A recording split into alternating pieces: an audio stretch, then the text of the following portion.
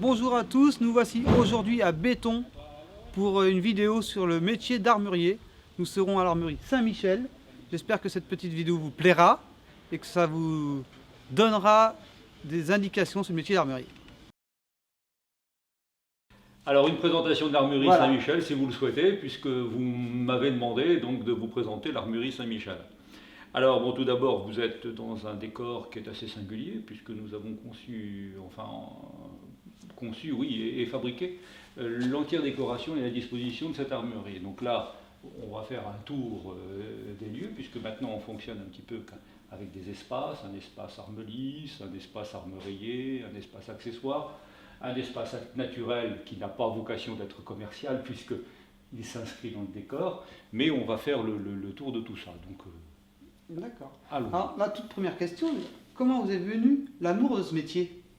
Alors l'amour de ce métier, c'est assez particulier. En fait, l'armurerie m'est venue par la chasse. Donc, c'est-à-dire qu'en tant que chasseur, j'ai aimé l'arme, et l'arme donc m'a fait aimer l'armurerie. Donc c'est la chasse qui m'a fait aimer l'arme, et ensuite je suis devenu armurier.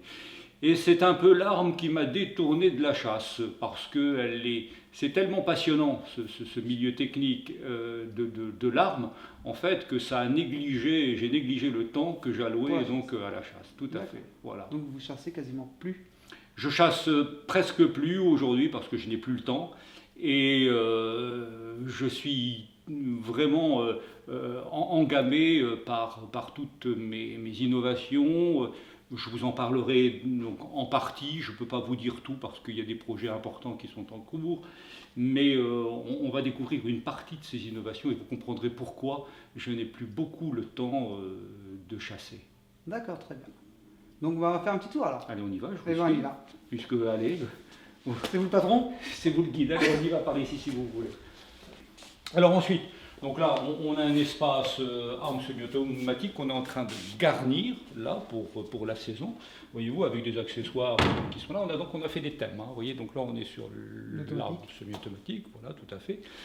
Et ensuite, eh bien, on va découvrir, là, ici, donc on a fait un poste, vous voyez, donc avec les présentoirs, là, ici, donc avec des pendentifs de fusil, en fait, c'est le poste, tout ça, c'est le poste armurier. Donc là, armurier, non armelisse, excusez-moi, le poste armurier des deux côtés. Donc là, ici, donc on est en train de recevoir toutes nos commandes de saison, toute une gamme de produits en superposé ou juxtaposé, en canon lisse. Voilà, on aura une déclinaison de, je sais pas, une trentaine de fusils faciles, de façon à pouvoir montrer donc aux clients une bonne partie de notre sélection d'armes lisses. D'accord. Et une question, on va dire un jeune chasseur qui commence, qui va acheter un fusil pour sa première année. Un budget quoi, pour un fusil, on va dire, pour commencer quoi. Un budget pour un jeune, qu'est-ce que vous considériez comme... Oui, alors les budgets, donc on demande d'ailleurs, on demande quel budget la personne veut consacrer.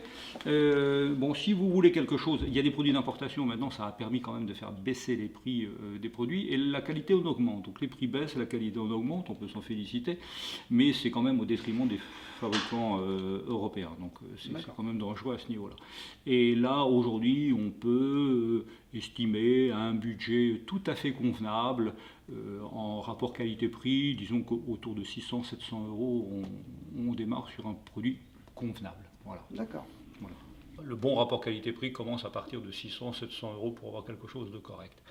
Sinon, dans les gammes très représentatives, bon, nous, on prône quand même beaucoup la marque Winchester qui a joui d'un très bon rapport qualité-prix. Par exemple, là, vous avez le Winchester, le modèle Select Light, le modèle Gold, voyez-vous, où vous avez une qualité de fabrication qui est remarquable, avec une finition très soignée, et avec une conception donc tout à fait correcte, puisque c'est un fusil qui a été conçu entièrement donc par la marque Winchester, mais la marque Winchester c'est la marque Browning, donc il est fabriqué chez Browning, il a une canonnerie d'ailleurs Browning, et c'est une conception par contre à part par rapport à Browning, mais très très bien réalisée avec un très bon rapport qualité-prix à mon avis. Bon, c'est un produit qui est quand même beaucoup plus cher que les fabricants turcs notamment, puisque là on va démarrer autour de 1400 €, pour celui-ci 1600. Et bon, par contre le rapport qualité-prix est excellent. Il est peut-être meilleur, si vous voulez, que certains fusils à 700 ou 800 €. D'accord. Donc c'est pas le prix qui définit toujours le rapport qualité-prix, c'est la qualité d'abord qui définit un bon prix, quoi, hein. D'accord. Ok. Alors sinon, après, quand on veut augmenter un petit peu dans la gamme, on a une fabrication aussi très soignée française, il faut s'en féliciter, donc des armes Chapuis, bon, qui déclinent maintenant, depuis cette année, un superposé avec une bascule light. Donc ça y est, il commence à se moderniser un petit peu, voilà, il commence à se moderniser un petit peu dans la gamme.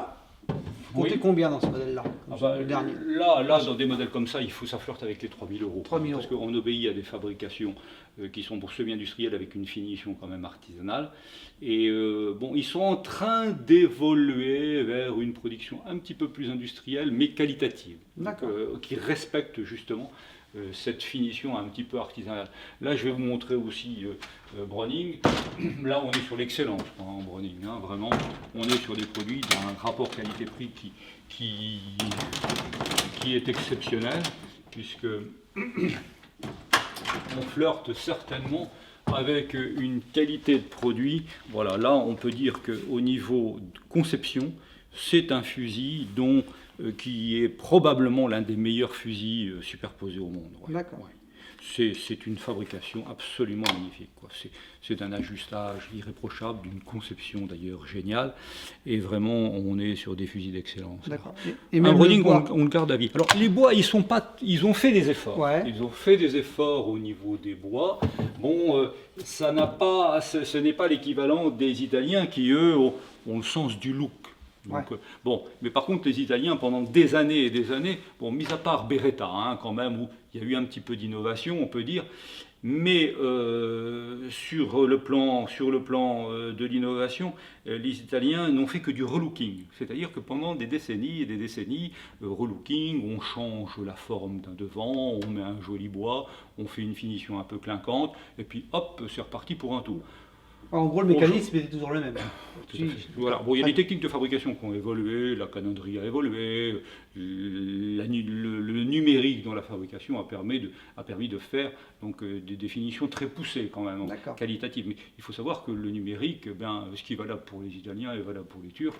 Tout le monde dispose du numérique aujourd'hui, il suffit de bien programmer si vous voulez quand même un ordinateur pour pouvoir avoir une qualité de pièces optimale, et assorti, si vous voulez, avec quand même une petite expérience pour avoir un fusil de qualité.